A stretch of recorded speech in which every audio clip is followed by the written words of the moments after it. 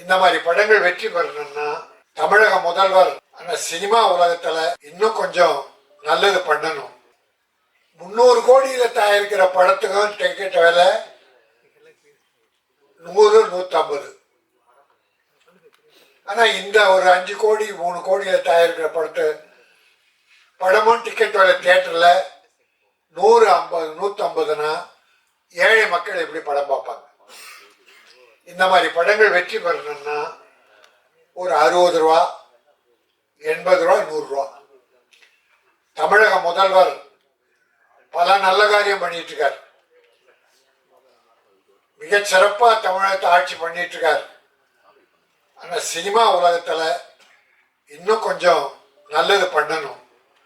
அதுல முதல்ல இந்த டிக்கெட் விலைய பெரிய படத்துக்கு என்ன வேணா பண்ணீங்க, பெரிய பட்ஜெட் படத்துக்கு என்ன வேணா பண்ணீங்க. இப்படிப்பட்ட சிறு முதலீட்டு படங்களுக்கு டிக்கெட் விலையை குறைச்சி ஏழைகளும் படம் பார்க்கணும். அவ்வளவுதான். ஏழைகள் பயப்படுவாங்க.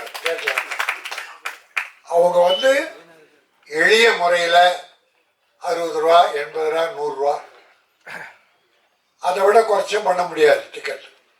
அப்படி பண்ணா இந்த படம் எல்லா மக்களும் பார்க்கணும். இப்ப இருக்கிற டிக்கெட் விலைக்கே பார்ப்பாங்க. ஏன்னா நல்ல படங்களை மக்கள் வரவேற்கிறார்கள். இப்ப பார்த்தா இந்த ஒரு 6 மாசத்துல ஒரு 5-6 சின்ன படங்கள்லாம் வெற்றி பெற்று கதையை தான் பார்க்கறாங்க. கதாநாயகன் யாருன்னு பார்க்கறதில்ல. இப்போ பெரிய பெரிய கதாநாயகன் நடித்த படங்கள்லாம் சரியா இல்லை. கமல்ஹாசன் ஒரு படம், மணிரத்னம் படம், என்ன லைஃப் பாருங்க. பெரிய டைரக்டர், பெரிய பெரிய ஹீரோஸ், படம் சரியா இல்லைன்றாங்க. மணிரத்னம் பெரிய டைரக்டர் தான், கமல்ஹாசன் உலக நாயகன் தான். கதை இல்லை. கதை மக்கள் விரும்பல. அந்த கதையை மக்கள் விரும்பல, அவ்வளவுதான். அதனால டைரக்டரோ மற்ற டெக்னீஷியன்ஸோ நான் குறை சொல்ல. கதை இருந்தால் யார கதாநாயகன் போட்டாலும் நல்லது. இந்த மாதிரி ஒர்க் அவுட் பண்ணா நிச்சயம் மக்கள் படம் பார்க்கிறார்கள். ஆனால் இந்த படம் நிச்சயமாக வெற்றி பெறும். மதுரை 16 சங்கம் வைத்து தமிழ் வளர்த்த மதுரை. தமிழ் அந்த காலத்துல முத்தமிழ் வளர்க்க சங்கம் வைத்து தமிழ் வளர்த்தாங்க. அந்த தமிழ் இன்றைக்கு ஓங்கி வளர்ந்து கொண்டிருக்கிறது.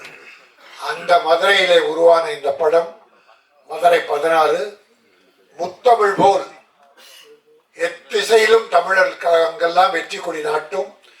ப்ரொடியூசர் மறுபடியும் படம் எடுப்பார். இந்த டீம் பெரிய டீமா தமிழகத்தில் வளரும். வாழ்த்துக்கள். நன்றி, வணக்கம்.